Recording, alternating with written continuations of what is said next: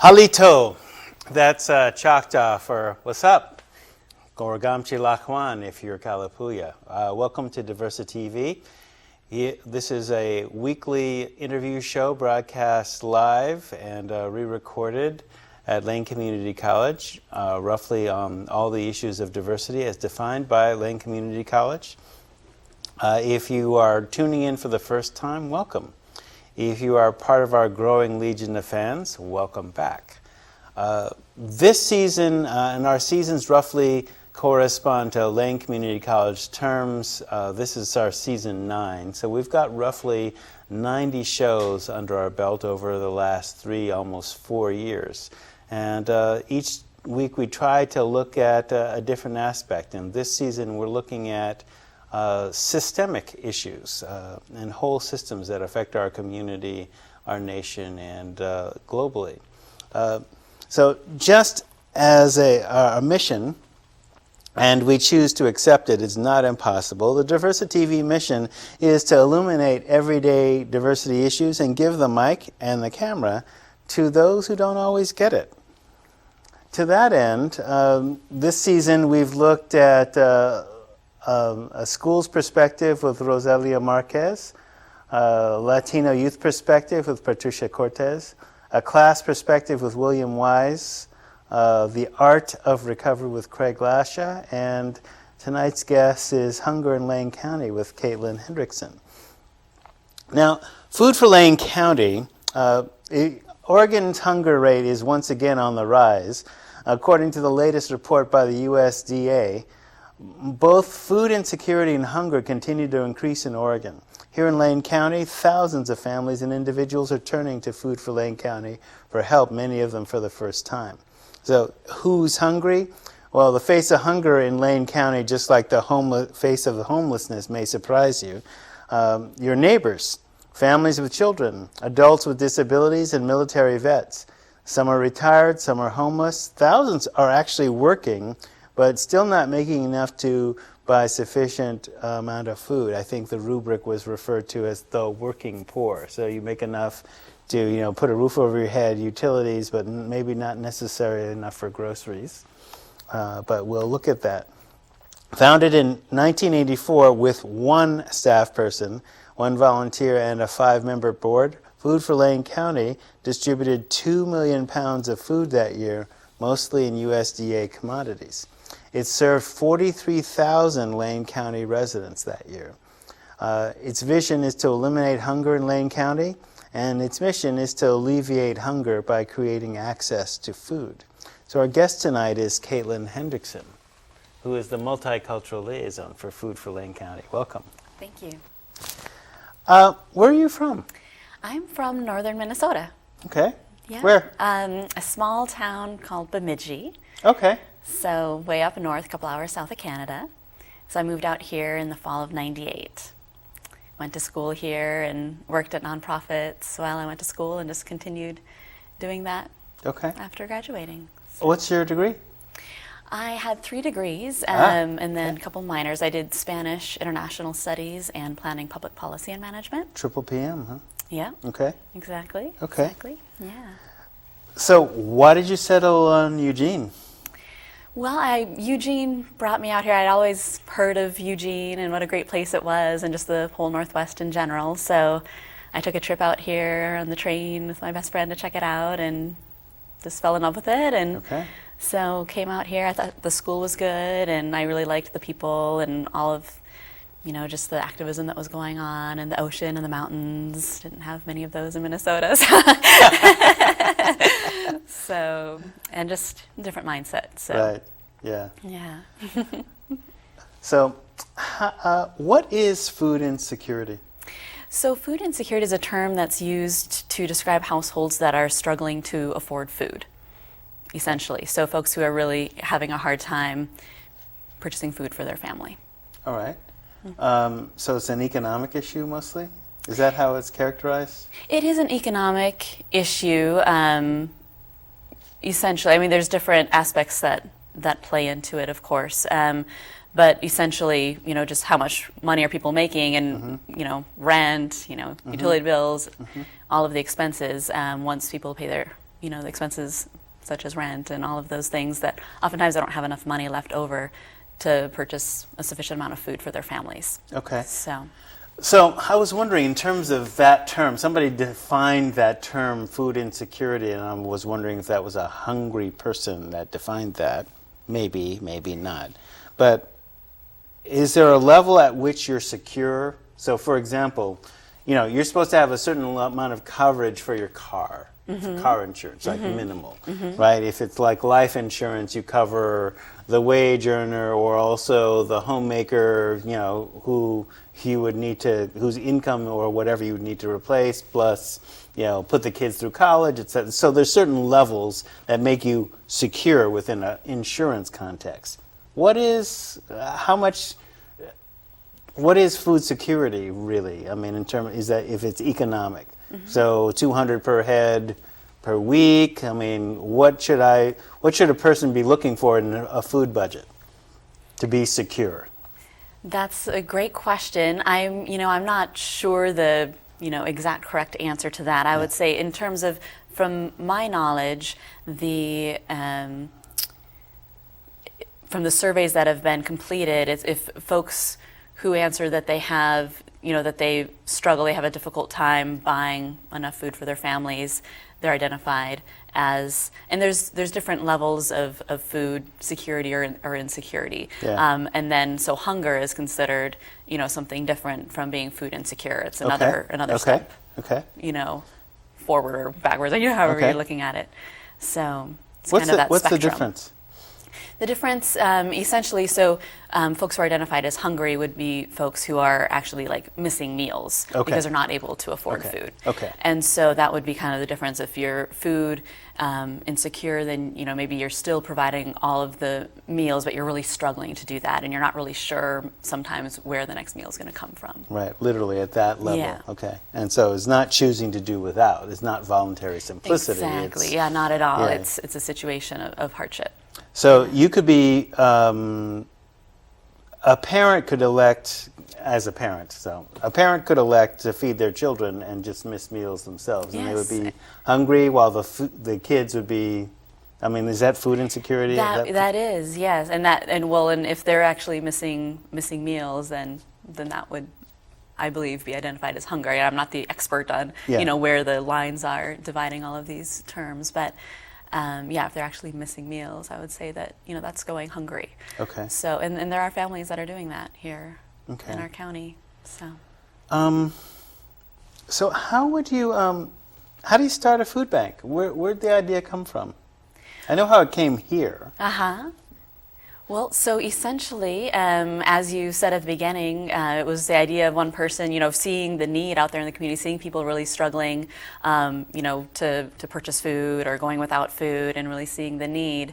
So back in 1984, just a group of people getting together, seeing that need, and trying to come up with a way to meet it. And so establishing a food bank, soliciting donations, from stores and just distribute the food to those who need it. There's also restaurants. Is that true? That is true. And so there's a lot of different programs at Food for Lane County. We receive donations from stores and a number of places, and also restaurants. We have a program called Food Rescue Express, where we get food from restaurants and schools and hospitals, and food that has already been prepared but wasn't able to be served. Okay. And so we go and we rescue that food and bring it to our massive industrial-sized kitchen there at Food for Lane County, and we have a ton of volunteers that work on packaging that food, and then that's distributed out to the food box. Okay, so food agencies. Boxes and your partners. Yeah, the partner agencies. They seem to be close to 100 or something like that? Yeah, we have a large amount of partner agencies, and that includes the food box agencies as well as meal sites, and then there's extra helping sites. Those are affordable housing units that receive extra help in terms of produce and grain, like breads, to help out with the need there at the affordable housing sites. So. Okay, so produce and breads presumes farmers? Well, and so so we do have 3 gardens as well at Food for Lane County where we grow produce, and so we get a lot of our produce there. There is also produce. We get a lot of our food also from the food network. The Oregon Food Bank, food kind of trickles down from, the national level to the state level and then to the local level. So we get a lot of food that way as well. And then USDA as well, although I believe most of the USDA food is packaged. So exactly, and so for the extra helping sites, that's more perishable food that we need to get moving, right, because I would before it goes imagine bad. when you rescue food, there's a shelf life. Exactly. Right, and you're repackaging it, and that means it's going to be immediate consumption or within a day or something like that? I'm not sure the exact number of days, but essentially it's frozen and then distributed. So it is for the food that's rescued in that way, then it is able to last a little longer because it's frozen and then transported in refrigerated trucks to the different agencies. Yeah, and I was wondering kind of logistics. How do you do that? Yeah, it's an amazing operation. It's incredible to see just all of the food coming in and leaving the warehouse any given day. It's incredible. And so not only do we have a ton of different sites in the Eugene-Springfield area, but also in rural areas. And so there's trucks that are delivering food to pantries in rural Lane County, all the way out, to the coast, even to Florence. So. Okay. Yeah. Okay. Then, when I guess when you think about people being in need, there's some stigma along with that. Definitely. Yeah. How do you assist people to deal with that kind of thing?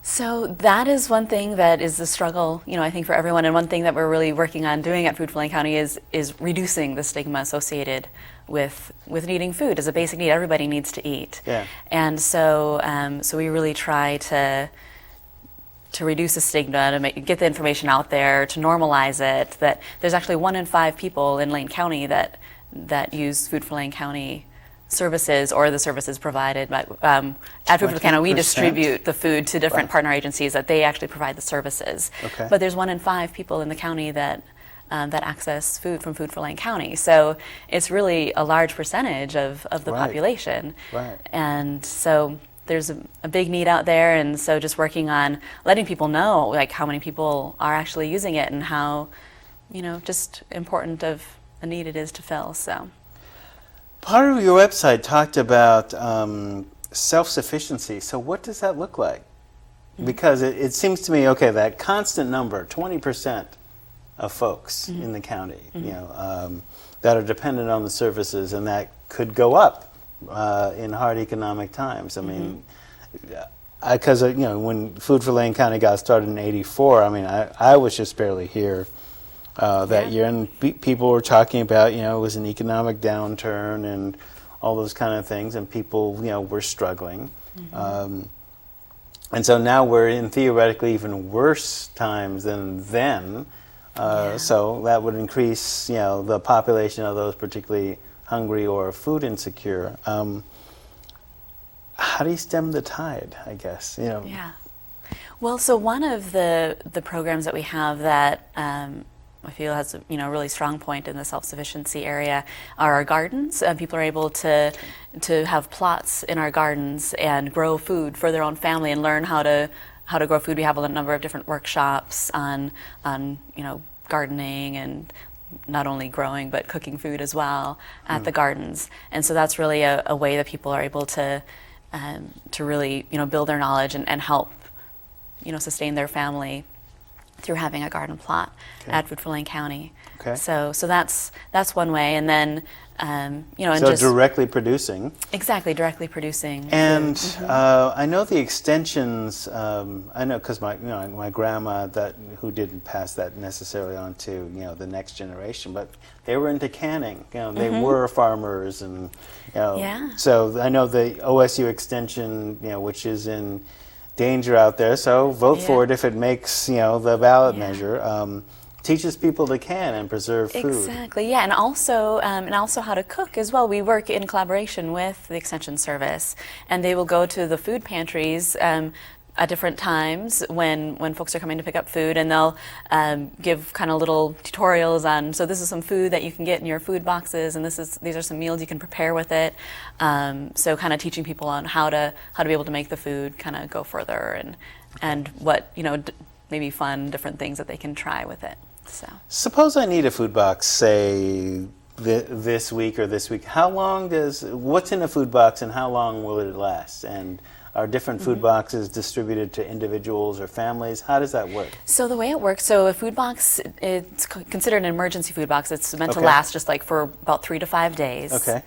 And folks are able to get 1 per month plus an extra 4 per year when needed. Okay. So a total of 16 per year is the limit.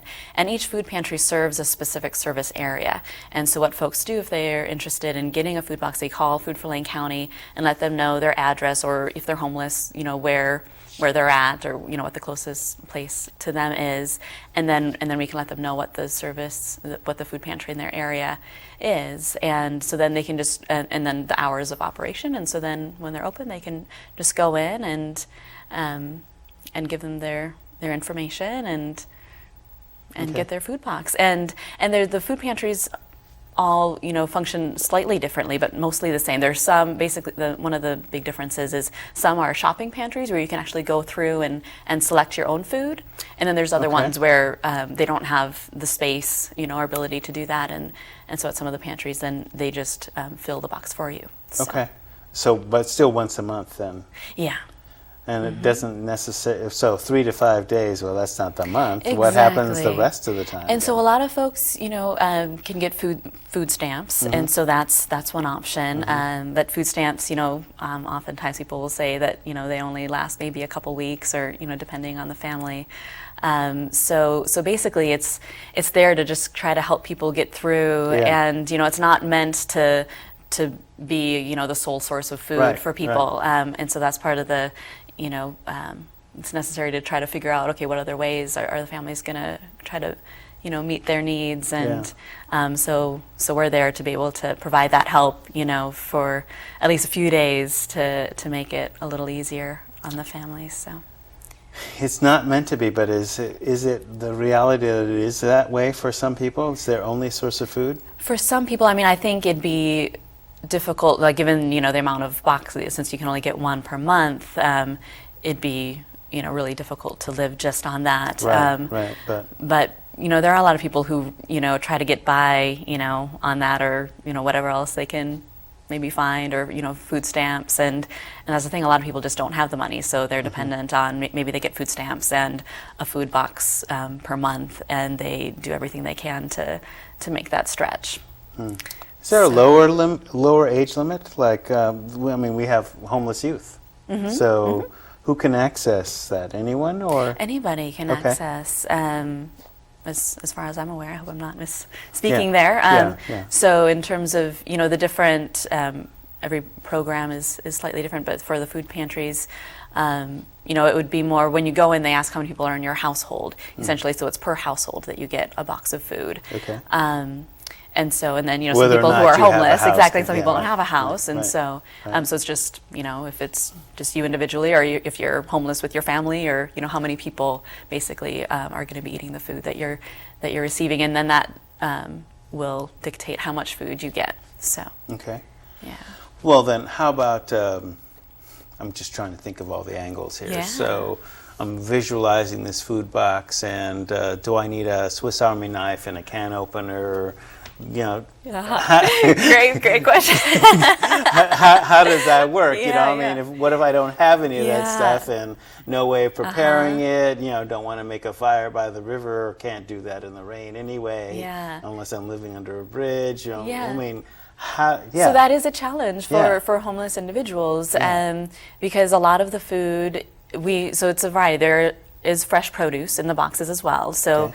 and there a lot of it is packaged though. A lot of for example, with the food drives we can only get packaged non-perishable foods Right, that way, right. and so a lot of the foods are canned or packaged in boxes or other packages. So Need pots and pans to exactly. make them, your top Yeah. ramen and all So that. there would be some, if a person was in that situation, if they didn't have any way of cooking things, like I would think that the pantry, if they let them know that they would do what they could to try to get them, foods that didn't require that. But that is a challenge. A lot of the foods do require cooking and require can openers, and Yeah. so. Yeah. So then, You have across from the Wow Hall. There's this place. Yeah, the dining room. The dining room. Is there more than one of those? So how does that work? Yeah, so the dining room is the only meal site that's run by Food for Lane County, but Food for Lane County provides food for a number of other meal sites throughout the county. But that's the only one that's actually run by Food for Lane County. Okay. And so that's open 4 nights a week, Monday, Tuesday, Wednesday, and Friday. And we serve about 300 people a night there. You consider it the busiest restaurant in town when it's open. Right. So folks come, it's open 3:30 to 6:15 on those days. And folks can come, and once it's run restaurant style. So it's like a restaurant. You come in and you're served, and then everyone gets a number for folks, that fills up. And then if there's a line, which there pretty much always is, then folks get a number, and as there's space, everyone in line is let in. And so buffet style, or you sit down and then somebody brings... You sit down. Well, when you go in, you go up and get your food, but then as you're sitting there, folks come around with desserts and bus your table. And all that's donated? Yes.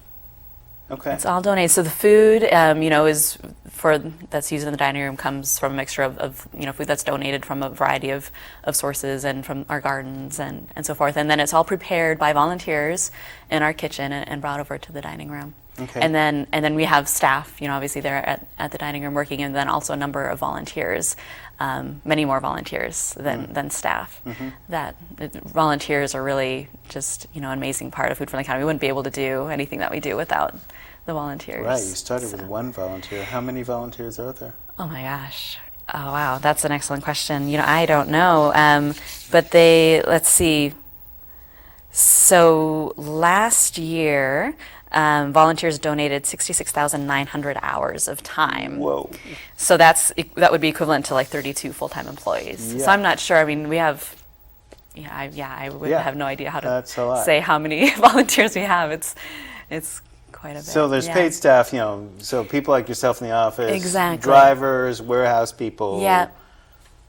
Pantry folks, exactly. I guess. People running the programs, and the pantry folks, like those are all separate agencies. So we provide the food, but we don't run any of those agencies, like Catholic Community Services, St. Vincent de Paul, all the different agencies and churches and whatnot that run these other sites. Centro, et cetera. Yeah, exactly. Yeah, so they they have their own employees and volunteers and all of that. So, yeah.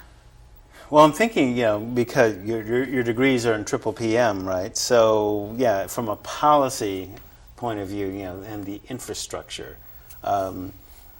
here you are, you're running a restaurant, right? So I was just thinking of the hours, just visualizing at 3:30 to 6:15. Well, yeah, that gives somebody, if you close it at 6:15, that gives somebody time enough to, find a place to sleep for the night or whatever. And is that what determined the hours? What determines the hours? Well, why isn't it open like from 3 to 9 or? What?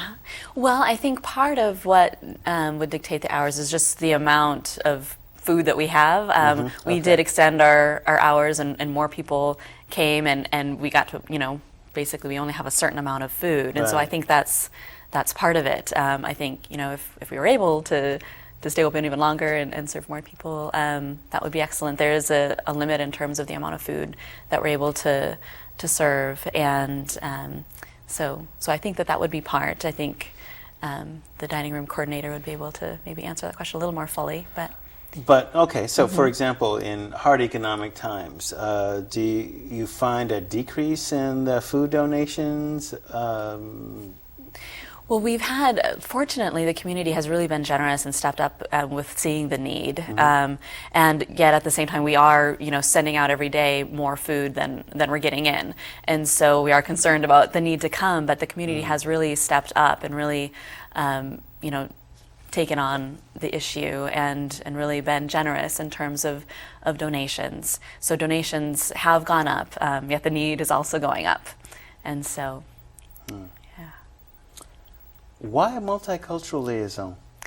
So Food for Lane County realized they had an employee who was working at the dining room and noticed, why aren't there many people of color or Latinos or accessing this service, and so she was able to dedicate a few hours to starting to start doing some outreach and networking in the community, and starting to develop this position that I now have, which is a new position. I just started about a year ago. Okay. And so essentially it came from realizing that need of, seeing, the diversity in our community and not seeing that diversity represented in the services, that we offer.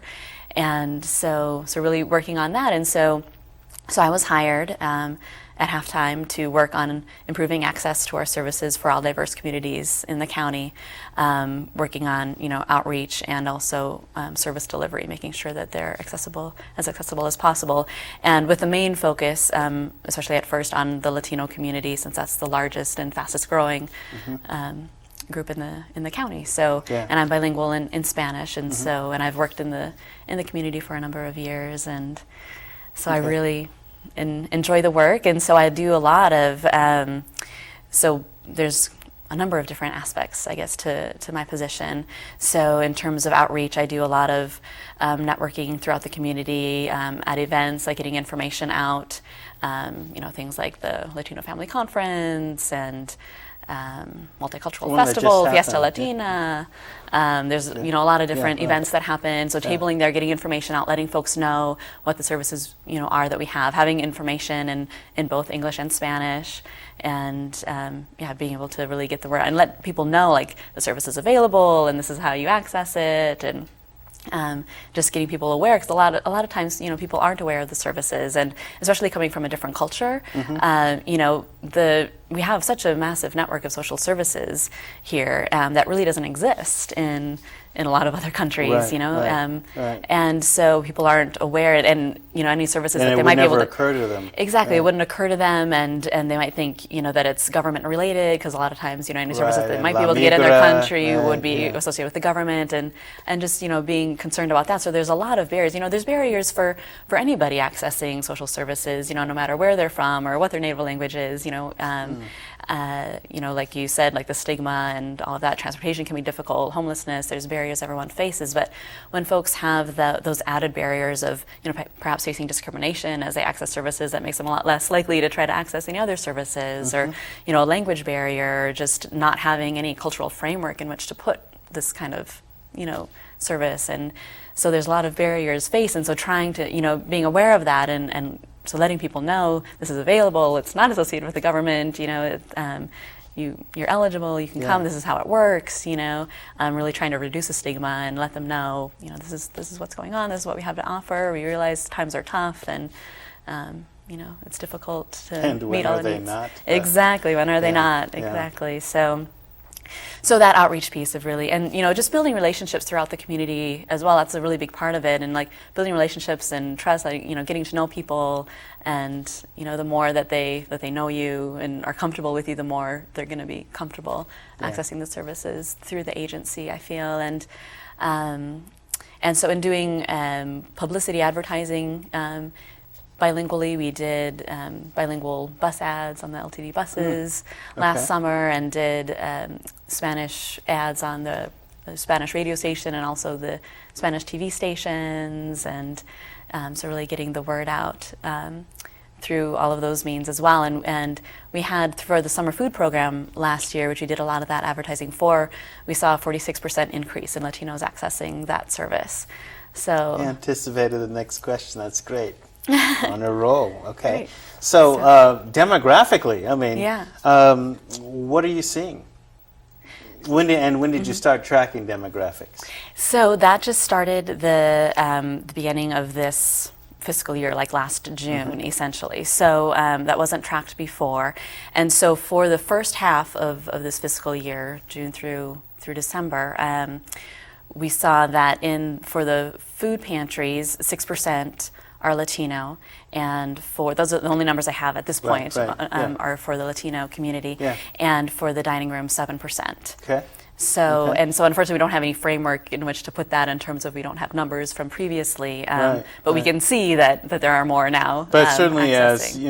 As in terms of comparison to the general population, I don't know if there's figures about who's hungry, who's not, who's food insecure, who's not, if they break those kind of things down, and then you could kind of generalize from that. Yeah. So in terms of I guess some information I have on that is in kind of comparing Latino adults to non-Latino adults. And so in 2002, 45% of Latino adults in Oregon lived in food insecure households, compared to just 12% of non-Latino.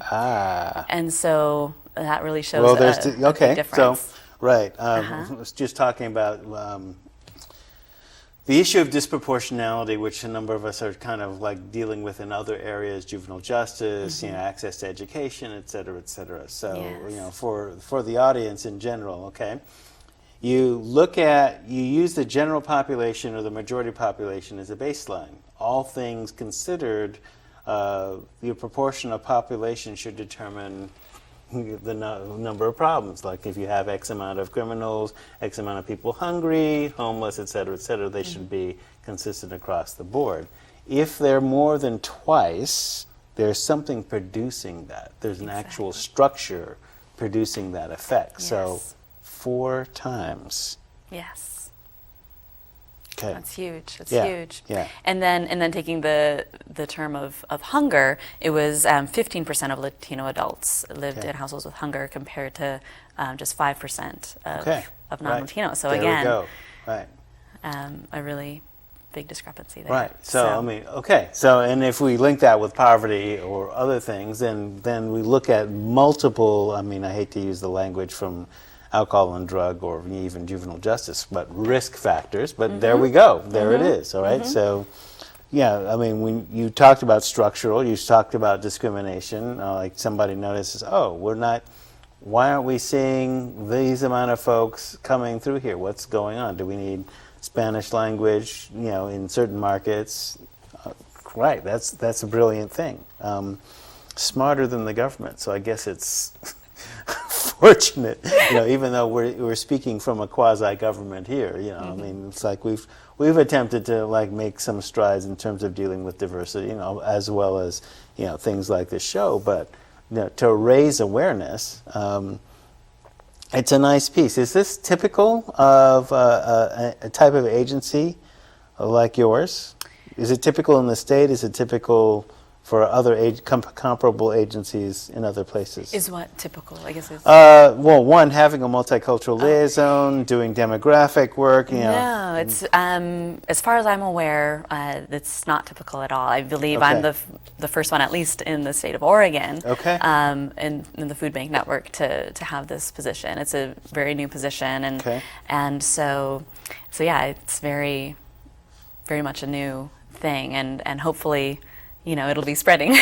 Right. I mean, it seems like it's an obvious thing. Exactly. And I feel, you know, like a lot of agencies will try to be like, oh, we're just, you know, we can't hire someone just to do that, but we're going to focus on that. But really, if there's not somebody that's really their job is to really look at that and focus on that on a daily basis of like looking at the whole agency and seeing, okay, you know, what can we do differently here and how can we help serve, you know, everybody in our community, you know, in the different ways that make it more accessible for them. And so if there isn't someone who's actually focused on that on a daily basis, you know, it really just gets pushed to the sidelines or, you know, completely overlooked. And so, yeah, so I think it's really great that Food for Lane County, you know, took that step. You know, I think it's been a need for very long, you know, and so it's nice that finally, you know, we're taking a look at that. And I know, you know, from the perspective of the community, it's kind of, I think, in some ways, like I really feel like, okay, finally, you know, folks are really, you know, taking a look at this and taking it seriously and really looking out for, you know, not only certain segments of the community, but trying to look out for the whole community at large. Okay. So in alcohol and drug, when we talk about multicultural, that means lots of different things. So it could mean that a heroin addict in Marcola is different than one in downtown Springfield or, you know, downtown New York City. But it kind of begins to beg the question when we start looking at food, you know, okay, so if you're a homeless vegan or, you know, if you're Jewish and you're homeless and need, you know, kosher food, or you're Muslim and, you know, pork and beans ain't gonna do it for you, or, you know, how far does that extend? You know, and because right now, yes, you have language capability, makes sense, you know, a large population that may or may not be homeless, but disproportionately food insecure or hungry. Food for Lane County began with dealing with commodity foods, which, you know, in Indian country, I mean, the Snicker, right? Everybody knows about commods, and you know that kind of has reinforced some secondary health problems, you know, with obesity and diabetes, et cetera, et cetera. And if you're hungry, maybe you don't necessarily have a choice about that, and maybe you don't necessarily have a choice about the food you get if it's donated. So maybe there isn't time for that, finessing of dietary, cultural, religious restrictions. That is something that we look at. We really try to provide nutritious food. We can't control all of the donations that we get, so sometimes we'll get, large donations, sometimes of, even candy, which, I was like, is that food? But is that a food group? Snickers? Exactly. But no endorsement implied. Okay. No. So there are challenges in that. We can't really control exactly all the food that we get donated, and we need to distribute the food that we do get donated and all of that. But we do really try to focus on nutritious foods, and like at the dining room, they really focus on providing a balanced, healthy meal, with like realistic proportions and all of that. So we, as much as we can, we try to work on that. And I feel like maybe not, I guess saying as much as we can, maybe an overstatement. I feel like there could be more work done on that. And there are a lot of people that is something that's being talked about at the agency now, and thinking of, how else can we really make sure that nutrition is a big focus, and just realizing the importance of that.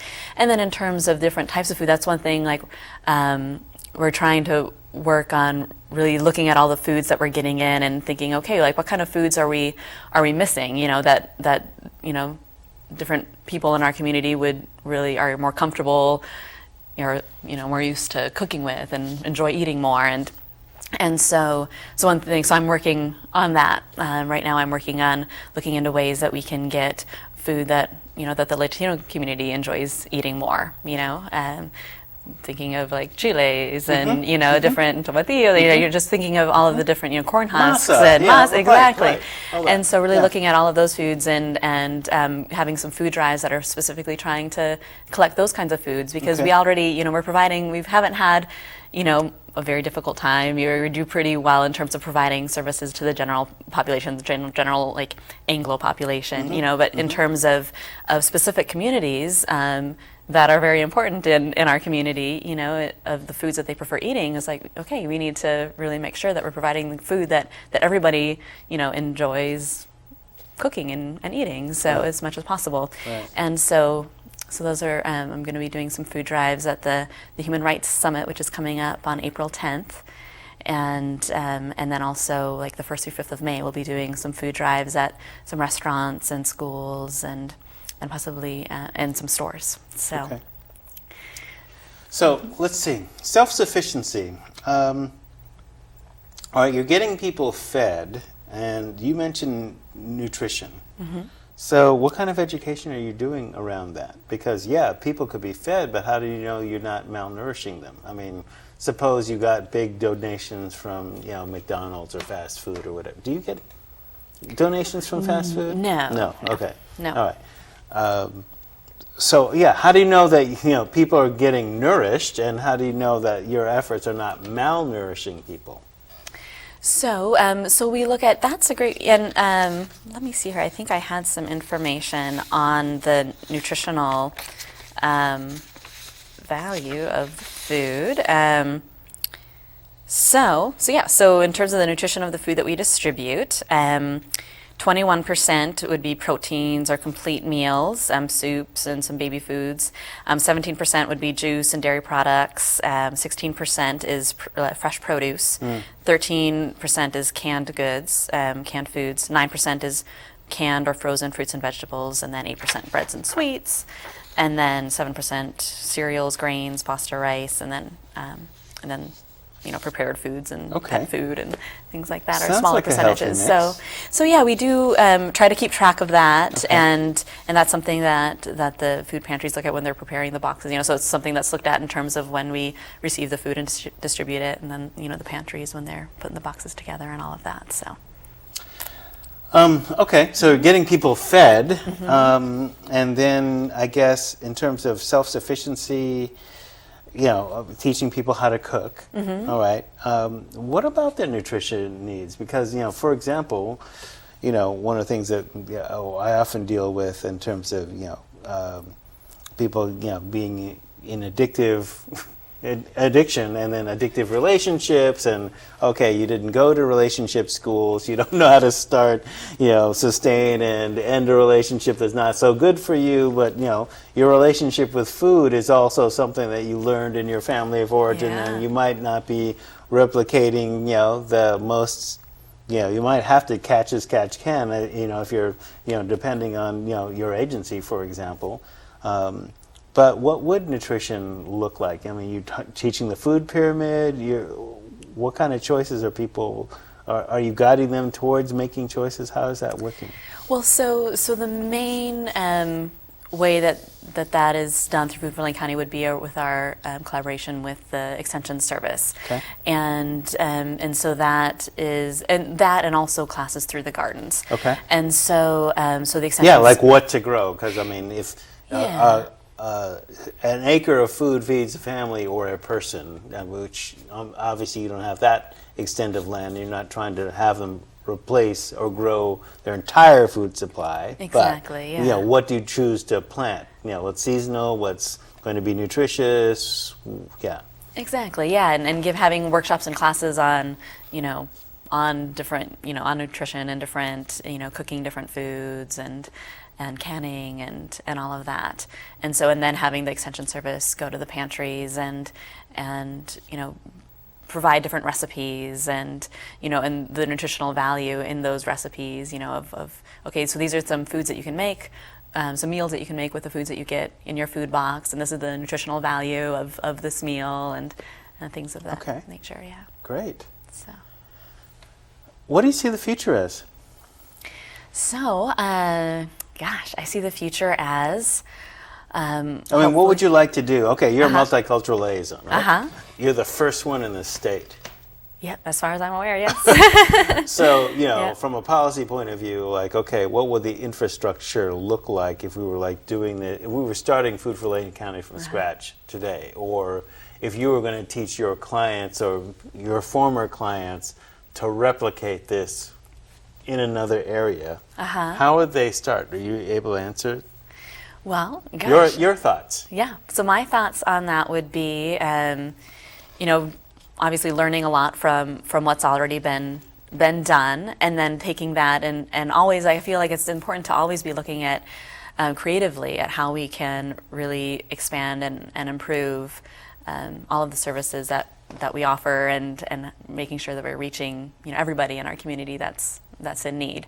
And so I would hope that a new agency starting out wouldn't wait 20 some however many years before having a multicultural liaison, and having someone focusing on really making sure that everybody in the community is being served in a respectful and appropriate way. And then I guess, does that answer your question, or was there another aspect? Yeah, it gets to it. Yeah, there is another aspect to it, because I think I'm thinking about, okay, you construct a society where, okay, people go hungry. Like, all right, why did you construct a society where people go hungry, first of all, right? Okay. And so that makes you think of, you said thinking about the future. I think ideally in the future, the food bank wouldn't be needed. Yeah. So I think, looking far in the future and ideally, I think as with a lot of people working in the social service realm, like we're trying to work ourselves out of work, hopefully that's at least the way I look at it. And there continues to be enough work to keep us going. Right? Exactly. Yeah. So unfortunately, the situation isn't getting any better, as we can, see at this point. So I think ideally, is really maybe focusing working even more on the self-sufficiency part of how to really support people, hopefully, with collaborations, and really, a tightening of the social service network so that, less people are falling through the cracks and just, hopefully improvement of the economy, people, being valued more in their jobs, getting paid better, and really being able to provide for their families more. And so I think, ideally in the future, I think, being able to continue to provide for whatever need is there, but hopefully, being a part of really reducing the need, and to a point that, hopefully, thinking very ideally, maybe someday it wouldn't be needed. But so. Does Food for Lane County own the land that it grows food on? So that there's 3 different gardens in different locations, and I believe we own the land at 1 or 2 of the gardens. I'm not 100% on that. I'm pretty sure that there's at least 1 where we do not own the land. Well, here's where I'm going with that question. Okay. It doesn't look like the conditions that create the need for a food bank are going to go away anytime soon, right? Exactly. So at some point, it might be useful to expand either your land base or your farming base so that you're totally self-sufficient internally for growing everything that you distribute, at least from the produce end, as well as what people are consuming, as well as teaching them to do that. As an example of infrastructure, right? Kind of expanding on the concept.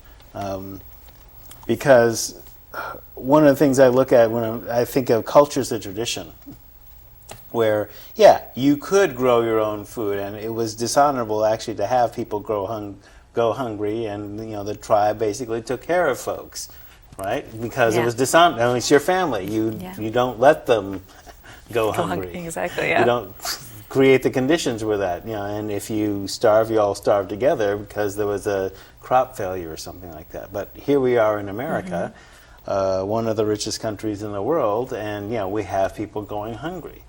All right, so self-sufficiency would be moving towards people like producing their own food and maybe producing their own food and growing their own food and participating in that part of the cycle, but also teaching them so that right now you're an agency and you have consumers, essentially. I mean, to use that social service language, right? But not all the producers are voluntarily giving you their surplus, right? But the consumers are not necessarily doing that. What do you think of that idea of creating?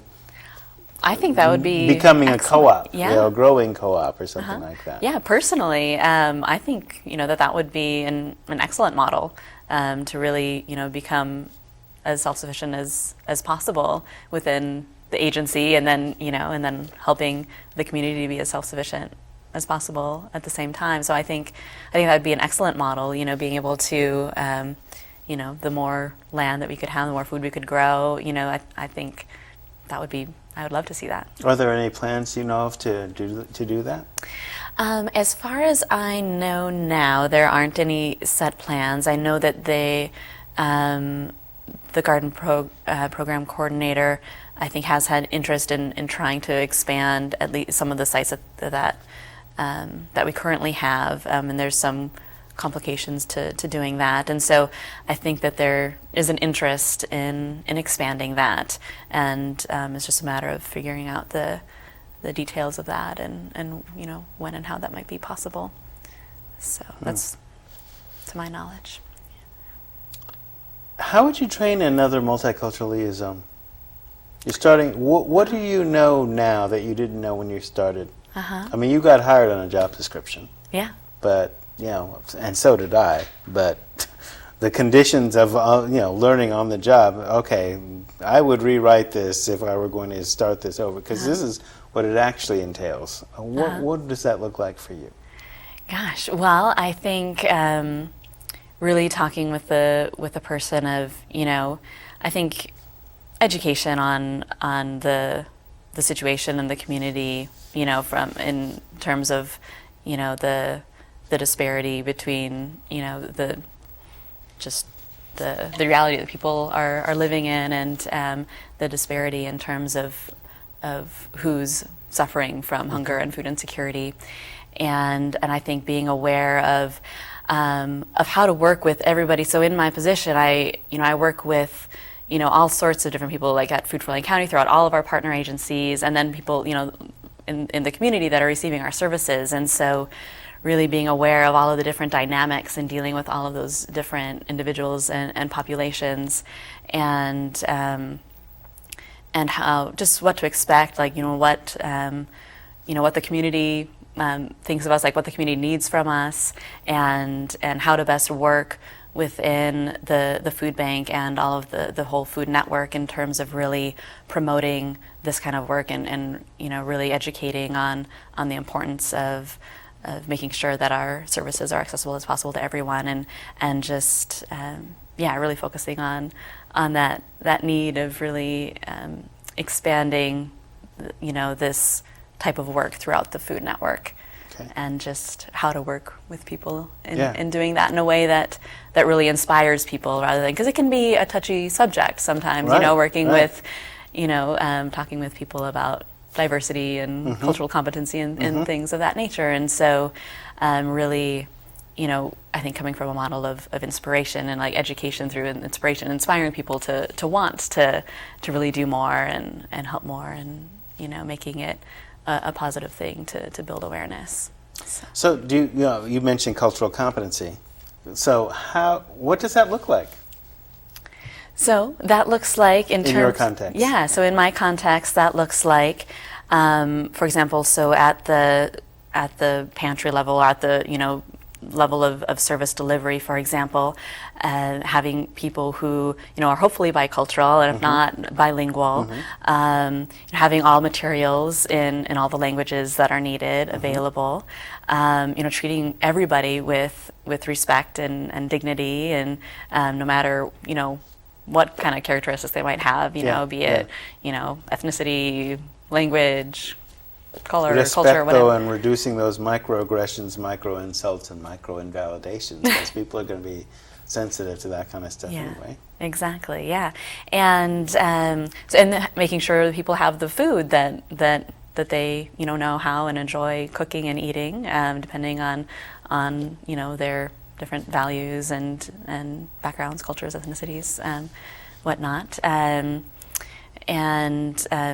So, in part of the work that I'm doing in that context is about 10 years ago, or in 2000, there was an executive order passed that required all federal agencies and agencies receiving federal funding to have a specific limited English proficiency plan. So a specific plan of how they're going to not only provide services to you, but also outreach to folks who have limited English proficiency.